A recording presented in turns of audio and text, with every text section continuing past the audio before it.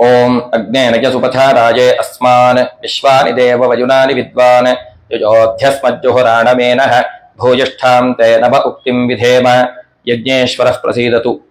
ಹಿಂದಿನ ಸಂಚಿಕೆಯಲ್ಲಿ ಪ್ರಾಣಾಯಾಮದ ಮಹತ್ವವನ್ನ ತಿಳ್ಕೊಂಡ್ವಿ. ಈ ಸಂಚಿಕೆಯಲ್ಲಿ ಪ್ರಾಣಾಯಾಮಕ್ಕೆ ಪೂರ್ವಭಾವಿಯಾಗಿ ಯಮ, ನಿಯಮ, ಆಸನ ಅನ್ನೋ 3 ಅಂಗಗಳನ್ನ ಪತಂಜಲಿ ಮಹರ್ಷಿಗಳು ಸಿದ್ಧಿ ಮಾಡಿಕೊಂಡಿರಬೇಕು ಅಂತ ಹೇಳ್ತಿದ್ದಾರೆ ಪ್ರಾಣಾಯಾಮಕ್ಕೆ ಮುಂಚಿತವಾಗಿ. ಹಾಗಾಗಿ ಅದನ್ನು ತಿಳ್ಕೊಳ್ಳೋ ಪ್ರಯತ್ನವನ್ನು ಮಾಡೋಣ.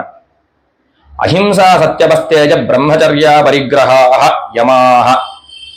ಅಹಿಂಸಾ, ಸತ್ಯ, ಅಸ್ತೇಯ, ಬ್ರಹ್ಮಚರ್ಯ, ಅಪರಿಗ್ರಹ ಅನ್ನೋ 5 ಯಮಗಳನ್ನ ಹೇಳ್ತಿದ್ದಾರೆ. ಪ್ರತಿಯೊಂದನ್ನ ವಿಶದವಾಗಿ ತಿಳ್ಕೊಳ್ಳೋ ಪ್ರಯತ್ನವನ್ನು ಮಾಡೋಣ. ಅಹಿಂಸಾ, 3 ರೀತಿಯಾಗಿ ಅಹಿಂಸೆಗಳನ್ನ ಪಾಲನೆ ಮಾಡಬೇಕು. ದೈಹಿಕ, ಮಾನಸಿಕ, ವಾಚಿಕ.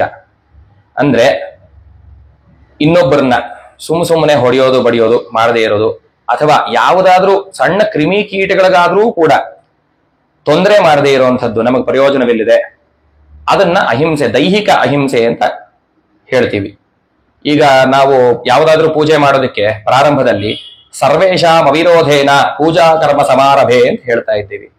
ಅಂದ್ರೆ ಒಂದು ಸಣ್ಣ ಇರುವೆಗಾದ್ರೂ ಅವಿರೋಧವಾಗಿ ನಾವು ಕರ್ಮವನ್ನ ಆಚರಣೆ ಮಾಡ್ತೀವಿ ಅಂತ ಪ್ರಾರಂಭ ಮಾಡ್ತಾ ಇದ್ದೀವಿ. ಯಾರಿಗೂ ತೊಂದರೆ ಮಾಡದೆ ಮಾಡ್ತೀವಿ ಅಂತ. ಅದು ದೈಹಿಕ ಅಹಿಂಸಾ ಅಂತ ಕರೆಸ್ಕೊಡುತ್ತೆ. ಮಾನಸಿಕ ಅಹಿಂಸಾ ಅಂದ್ರೆ ಮನಸ್ಸಿನಲ್ಲಿ ಇನ್ನೊಬ್ಬರಿಗೆ ಕೆಟ್ಟದನ್ನ ಬಯಸೋದು, ಇನ್ನೊಬ್ಬರ ಮೇಲೆ ಅಸೂಯೆಯನ್ನು ಪಡೋದು, ಇದನ್ನ ಮಾನಸಿಕ ಅಹಿಂಸಾ ಅಂತ ಕರಿತೀವಿ. ಅದನ್ನ ಮಾಡದೇ ಇರುವಂಥದ್ದು, ಅದನ್ನ ಮಾನಸಿಕ ಅಹಿಂಸಾ. ವಾಚಿಕ ಅಹಿಂಸಾ, ಇನ್ನೊಬ್ಬರನ್ನ ಯಾವುದೇ ಕಾರಣಕ್ಕೂ ನಿಂದನೆ ಮಾಡದೇ ಇರುವಂಥದ್ದು ವಾಚಿಕ ಅಹಿಂಸಾ ಅಂತ ಅನ್ನಿಸ್ಕೊಳ್ಳುತ್ತೆ. ಈ 3 ಸದಾ ಕಾಲದಲ್ಲಿ ಧಾರಣೆ ಮಾಡಿಕೊಂಡು ಸಿದ್ಧಿ ಮಾಡಿಕೊಂಡಿದ್ದಾದ್ರೆ ಇದರಿಂದ ಅಹಿಂಸೆ ಅನ್ನೋದು ಸಿದ್ಧಿ ಆಗತ್ತೆ. ಈ ಅಹಿಂಸೆ ಅನ್ನೋದು ಸಿದ್ಧಿ ಆದ್ರೆ ಏನಾಗತ್ತೆ ಅಂತ ಪತಂಜಲಿ ಮಹರ್ಷಿಗಳು ಇನ್ನೊಂದು ಸೂತ್ರದಲ್ಲಿ ಹೇಳ್ತಾರೆ. ಅಹಿಂಸಾ ಪ್ರತಿಷ್ಠಾಯಾಮ್ ತತ್ ಸನ್ನಿಧೌ ವೈರತ್ಯಾಗ. ಅಹಿಂಸೆ ಅನ್ನೋದು ಏನಾದ್ರೂ ನಾವು ಸಿದ್ಧಿ ಮಾಡ್ಕೊಂಡ್ಬಿಟ್ಟಿದ್ದಾದ್ರೆ ನಮ್ಮ ಸುತ್ತಮುತ್ತಲು ಯಾವುದೇ ಜೀವಿಗಳು, ಯಾವುದೇ ಪ್ರಾಣಿಗಳಿರ್ಲಿ, ಎಲ್ಲವೂ ವೈರವನ್ನ ತ್ಯಾಗ ಮಾಡಿಬಿಡುತ್ತೆ ಅಂತ. ಸಾಧಾರಣವಾಗಿ ಎಲ್ಲರೂ ಕೇಳಿರಬಹುದು, ಪುರಾಣಗಳಲ್ಲಿ ಯಾವುದೋ ಒಂದು ಮಹರ್ಷಿಗಳ ಆಶ್ರಮದಲ್ಲಿ ಪ್ರಾಣಿಗಳು ವೈರಭಾವವನ್ನು ಬಿಟ್ಟು ಬದುಕ್ತಾ ಇದ್ದವು ಅಂತ. ಅದು ಸುಮ್ಮನೆ ಉತ್ಪ್ರೇಕ್ಷೆಗೆ ಹೇಳಿದ್ದಲ್ಲ, ಅದು ಸತ್ಯ. ಅದು ಯಾಕೆಂದ್ರೆ ಆ ಮಹರ್ಷಿಗಳು ಅಹಿಂಸೆಯನ್ನ ಸಿದ್ಧಿ ಮಾಡಿಕೊಂಡಿದ್ರು. ಆದ್ರಿಂದ ಅವರ ಆಶ್ರಮದಲ್ಲಿ ಎಲ್ಲರೂ, ಮನುಷ್ಯರು, ಜೀವಿಗಳು ಎಲ್ಲರೂ ವೈರವನ್ನ ತ್ಯಾಗ ಮಾಡಿ ಜೀವನವನ್ನ ನಡೆಸ್ತಾ ಇದ್ರು. ಮುಂದೆ ಸತ್ಯ. ಸತ್ಯ ಅಂದ್ರೆ ಇಂದ್ರಿಯಗಳಿಂದ ಅಥವಾ ಮನಸ್ಸಿನಿಂದ ಯಾವುದಾದರೂ ಒಂದು ವಸ್ತುವನ್ನ ಅಥವಾ ಒಂದು ದೃಷ್ಟಾಂತ, ಒಂದು ಇನ್ಸ್ಟೆನ್ಸ್ ಅನ್ನ, ಯಾವುದನ್ನ ಹೇಗೆ ನೋಡಿರ್ತೀವೋ ಹಾಗೆ ಇನ್ನೊಬ್ಬರಿಗೆ ತಿಳಿಸೋದು, ಇದನ್ನ ಸತ್ಯ ಅಂತ ಹೇಳ್ತಾರೆ. ಅಂದ್ರೆ ಅದರ ಜೊತೆಗೆ ಸುಳ್ಳನ್ನು ಸೇರಿಸಿ ಹೇಳದೇ ಇರೋದು, ಮತ್ತಿನ್ನೇನೋ ಮಾಡಿ ಹೇಳದೇ ಇರೋದು, ಅದನ್ನ ಸತ್ಯ ಅಂತಾರೆ. ಇಲ್ಲಿ ಸತ್ಯ ಅಂದ್ರೆ ಹರಿಶ್ಚಂದ್ರನ ಮೊಮ್ಮಗನೇ ಆಗಿರ್ಬೇಕು ಅಂತಲ್ಲ. ಸತ್ಯದಲ್ಲಿ ಪ್ರಿಯ, ಅಪ್ರಿಯ ಅಂತ 2 ತರ ಇರುತ್ತೆ. ಪ್ರಿಯವಾದ ಸತ್ಯವನ್ನ ಹೇಳಬೇಕು, ಅಪ್ರಿಯವಾದ ಸತ್ಯವನ್ನ ಹೇಳಬಾರದು ಅಂತ ಶಾಸ್ತ್ರವೇ ಹೇಳ್ತಾ ಇದೆ. ಯಾಕೆ ಅಂದ್ರೆ ಅಪ್ರಿಯವಾದ ಸತ್ಯದಿಂದ ಇನ್ನೊಬ್ಬರಿಗೆ ಹಿಂಸೆ ಆಗಬಹುದು. ಹಿಂಸೆ ಮಾಡಬಾರದು ಅಂತ ತಾನೇ ನಾವು ಪ್ರಾರಂಭ ಮಾಡಿದ್ದು. ಹಾಗಾಗಿ ಇದು ಸತ್ಯ ಅಂತ ಅನ್ನಿಸ್ಕೊಳ್ಳುತ್ತೆ. ಸತ್ಯವನ್ನ ಪಾಲನೆ ಮಾಡಬೇಕು. ಸತ್ಯವನ್ನ ಪಾಲನೆ ಮಾಡಿ ಅದನ್ನ ಸ್ಥಿರ ಮಾಡ್ಕೊಂಡಿದ್ದಾದ್ರೆ ಏನಾಗತ್ತೆ ಅಂದ್ರೆ ಸತ್ಯ ಪ್ರತಿಷ್ಠಾಯಾಮ್ ಕ್ರಿಯಾಫಲಾಶ್ರಯತ್ವಂ. ಸತ್ಯವನ್ನ ಸ್ಥಿರ ಮಾಡಿಕೊಂಡಿದ್ದಾದ್ರೆ ಪತಂಜಲಿ ಮಹರ್ಷಿಗಳು ಹೇಳ್ತಿದ್ದಾರೆ, ಕ್ರಿಯಾಫಲಾಶ್ರಯತ್ವಂ. ಅವನು ಮನಸ್ಸಿನಲ್ಲಿ ಏನಾದ್ರೂ ಯೋಚನೆ ಮಾಡಿದ್ರೆ ಅಥವಾ ಏನಾದ್ರೂ ಬಾಯಲ್ಲಿ ನುಡಿದ್ರೆ ಅದು ಸತ್ಯವಾಗಿ ಪರಿಣಮಿಸ್ಬಿಡತ್ತೆ. ಅದು ಹಾಗೆ ಆಗೋಗತ್ತೆ. ನಮ್ಮ ಋಷಿಗಳು, ಮಹರ್ಷಿಗಳೆಲ್ಲ ಹೀಗೆ ಬದುಕಿದವರು. ಅದಕ್ಕೆ ಅವ್ರ ಬಾಯಿನಲ್ಲಿ ಏನು ಬಂದ್ರೋ ಅದು ನಡೆದು ಹೋಗ್ಬಿಡ್ತಾ ಇತ್ತು. ಒಂದು ವಾಕ್ಯವನ್ನ ಹೇಳ್ತಾರೆ, ಋಷೀಣಾಂ ಪುನರಾದ್ಯಾನಾಂ ವಾಚಮರ್ಥೋನುಧಾವತಿ ಅಂತ. ಅಂದ್ರೆ ಋಷಿಗಳು ಏನು ಹೇಳ್ತಾರೋ ಅದರ ಹಿಂದೆ ಅರ್ಥ ಓಡಿ ಬರುತ್ತೆ ಅಂತ. ಅಂದ್ರೆ ಅವ್ರು ಹೇಳಿದ್ದೆಲ್ಲ ಸತ್ಯವಾಗತ್ತೆ ಅನ್ನೋ ಅರ್ಥದಲ್ಲಿ. ಇದನ್ನ ಸತ್ಯ ಅಂತ ಕರೀತಾರೆ. ಮುಂದೆ ಅಸ್ತೇಯ.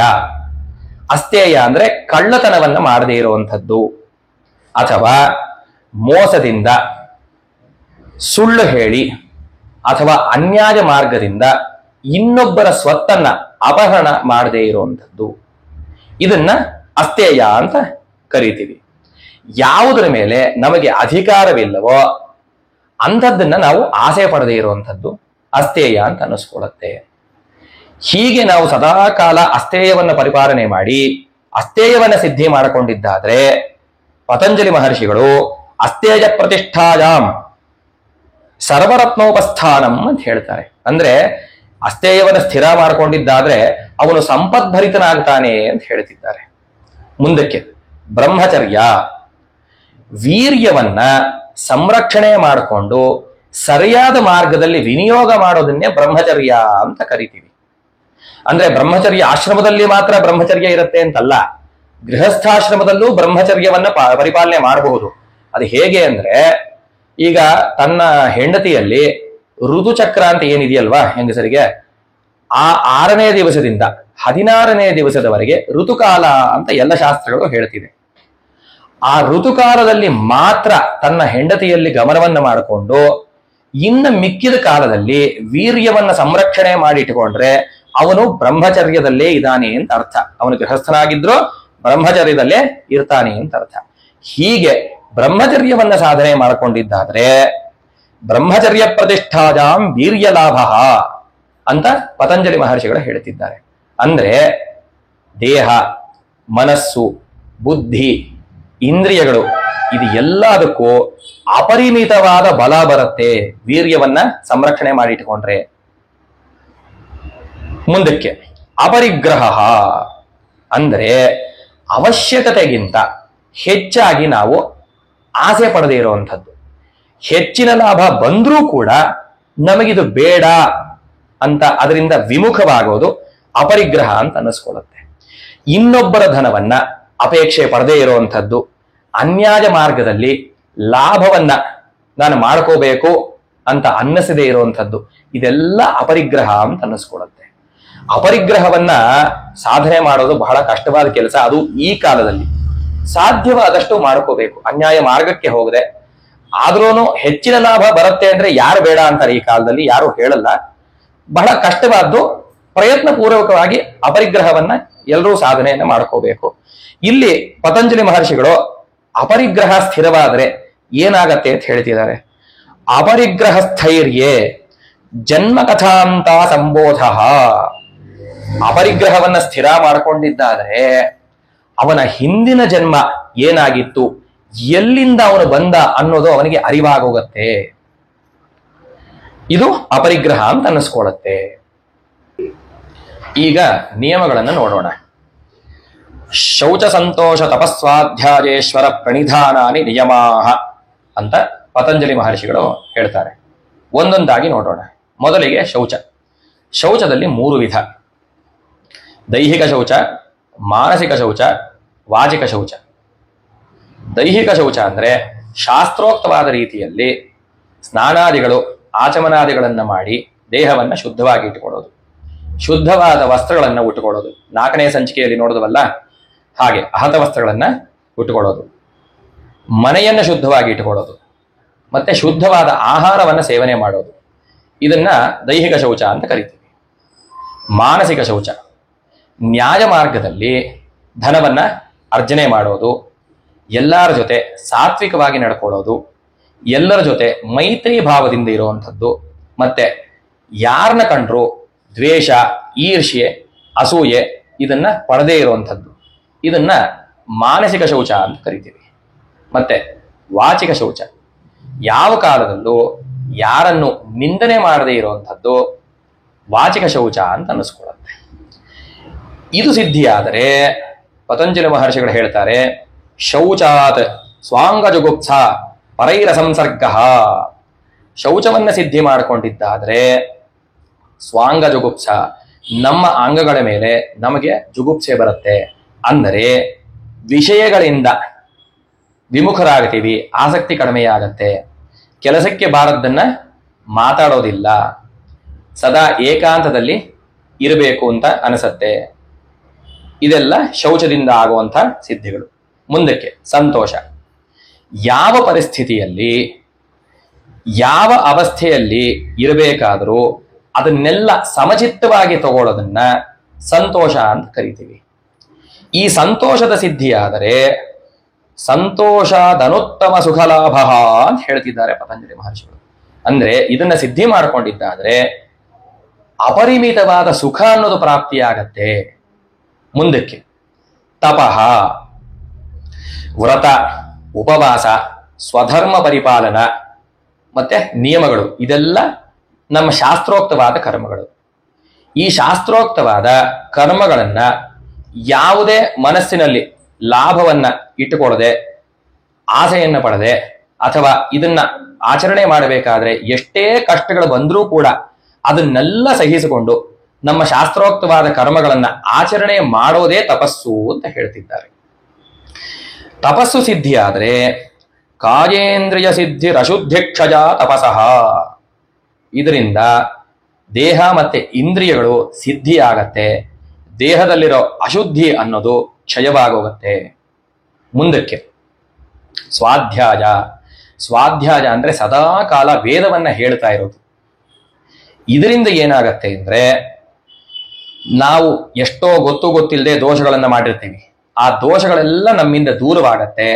ಇದರಿಂದ ಚಿತ್ತ ನಿರ್ಮಲವಾಗತ್ತೆ, ಚಿತ್ತವೃತ್ತಿಗಳೆಲ್ಲ ನಮ್ಮ ನಿಗ್ರಹಕ್ಕೆ ಬರುತ್ತೆ.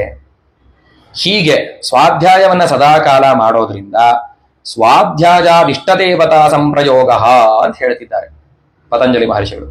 ಅಂದ್ರೆ ಇದರಿಂದ ನಮ್ಮ ಇಷ್ಟ ದೇವತೆಯ ಅನುಗ್ರಹವಾಗತ್ತೆ ನಮ್ಮ ಮೇಲೆ. ಮುಂದಕ್ಕೆ ಈಶ್ವರ ಪ್ರಣಿಧಾನ ಅಂದ್ರೆ ದೇವರಲ್ಲಿ ಶರಣಾಗತಿ. ನಾವು ಯಾವ ಫಲಾಪೇಕ್ಷೆಯೂ ಇಲ್ಲದೆ ಕರ್ಮಗಳನ್ನು ಆಚರಣೆ ಮಾಡಿಕೊಂಡು ದೇವರ ಶರಣಾಗತಿಯನ್ನ ಹೊಂದಿದ್ರೆ, ಸದಾಕಾಲ ಎಲ್ಲ ಅವನಿಗೆ ಸಮರ್ಪಣೆ ಮಾಡಿಕೊಂಡು ಮಾಡಿದ್ದಾದರೆ ಅದರಿಂದ ಬೇಗ ಸಮಾಧಿ ಅನ್ನೋ ಅಂಗ, ಯಾವುದು ಕೊನೆಯ ಅಂಗ ಹೇಳ್ತಿದ್ದಾರೆ ಅಷ್ಟಾಂಗ ಯೋಗದಲ್ಲಿ ಪತಂಜಲಿ ಮಹರ್ಷಿಗಳು, ಅದು ಸಿದ್ಧಿ ಆಗತ್ತೆ ಅಂತ ಹೇಳ್ತಿದ್ದಾರೆ. ಸಮಾಧಿ ಸಿದ್ಧಿ ಈಶ್ವರ ಪ್ರಣಿಧಾನಾತ್ ಅನ್ನೋದು ಸೂತ್ರ. ಹಾಗೆ ಈಶ್ವರ ಶರಣಾಗತಿಯಿಂದ ಸಮಾಧಿ ಅನ್ನೋದು ಸಿದ್ಧಿ ಆಗತ್ತೆ. ಇನ್ನ ಆಸನ ಸಿದ್ಧಿಯನ್ನ ತಿಳ್ಕೊಳ್ಳೋಣ. ಸ್ಥಿರ ಸುಖಮಾಸನಂ ಅಂತ ಹೇಳ್ತಾರೆ ಪತಂಜಲಿ ಮಹರ್ಷಿಗಳು. ಅಂದ್ರೆ ಯಾವುದರಲ್ಲಿ ಸ್ಥಿರವಾಗಿ ಮತ್ತೆ ಸುಖವಾಗಿ ಕೂತು ಪ್ರಾಣಾಯಾಮಾದಿ ಕರ್ಮಗಳನ್ನ ಆಚರಣೆಯನ್ನ ಮಾಡಬಹುದೋ ಅದನ್ನ ಆಸನ ಸಿದ್ಧಿ ಅಂತ ಕರೀತಿದ್ದಾರೆ ಪತಂಜಲಿ ಮಹರ್ಷಿಗಳು. ಪ್ರಾಣಾಯಾಮಾದಿ ಕರ್ಮಗಳನ್ನ ಆಚರಣೆ ಮಾಡೋದಕ್ಕೆ ಮುಂಚೆ ನಾವು ನಮ್ಮ ಚಿತ್ತವೃತ್ತಿಯನ್ನ ಕಂಟ್ರೋಲಲ್ಲಿ ಇಡೋದು ಬಹಳ ಮುಖ್ಯವಾಗಿರುತ್ತೆ. ಯಾಕೆ ಅಂದ್ರೆ ಚಿತ್ತವೃತ್ತಿ ಚಂಚಲವಾದರೆ ಮನೋವೃತ್ತಿಯು ಚಂಚಲವಾಗತ್ತೆ. ಇಲ್ಲಿ ಚಿತ್ತವೃತ್ತಿ ಮತ್ತೆ ಮನೋವೃತ್ತಿಗೆ ವ್ಯತ್ಯಾಸವನ್ನ ತಿಳ್ಕೋಬೇಕು. ಚಿತ್ತವೃತ್ತಿ ಅಂದ್ರೆ ಸಬ್ ಕಾನ್ಶಿಯಸ್ ಮೈಂಡ್, ಮನೋವೃತ್ತಿ ಅಂದ್ರೆ ಕಾನ್ಶಿಯಸ್ ಮೈಂಡ್. ಸಬ್ ಕಾನ್ಶಿಯಸ್ ಮೈಂಡ್ ಇಂದ ಹುಟ್ಟುವಂಥ ವೃತ್ತಿ ಏನಿದೆ ಅದು ಕಾನ್ಶಿಯಸ್ ಮೈಂಡ್ಗೂ ತೊಂದರೆ ಮಾಡತ್ತೆ. ಈಗ ಮನೋವೃತ್ತಿ ಯಾವಾಗ ಚಂಚಲವಾಗತ್ತೋ ಅದರಿಂದ ದೇಹ ಮತ್ತೆ ಇಂದ್ರಿಯಗಳಿಗೆ ತೊಂದರೆ ಆಗತ್ತೆ.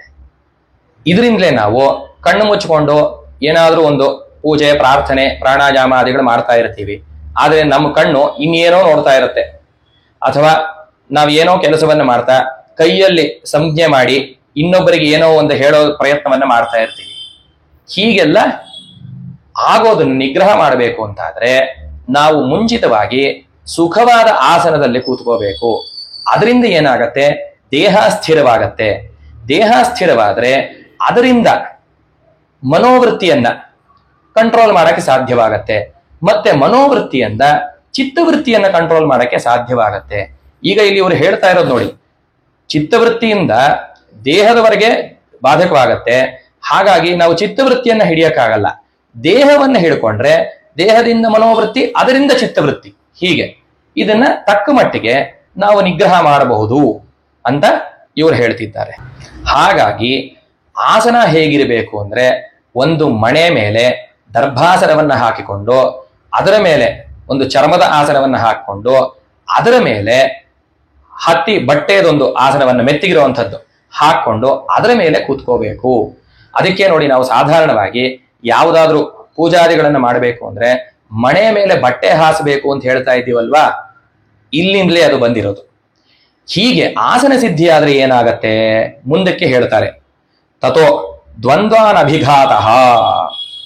ಇದರಿಂದ ಏನಾಗತ್ತೆ, ಆಸನ ಸಿದ್ಧಿ ಆದ್ರೆ ಚಳಿ ಬಿಸಿಲು, ಹಸಿವು ಬಾಯಾರಿಕೆ, ಸಂತೋಷ ದುಃಖ ಅನ್ನೋ ಈ ದ್ವಂದ್ವಗಳೇನಿದೆಯಲ್ಲ, ಈ ದ್ವಂದ್ವಗಳೆಲ್ಲ ದೇಹಕ್ಕೆ ಬಾಧೆ ಮಾಡದೆ ನಿವೃತ್ತಿಯಾಗತ್ತೆ.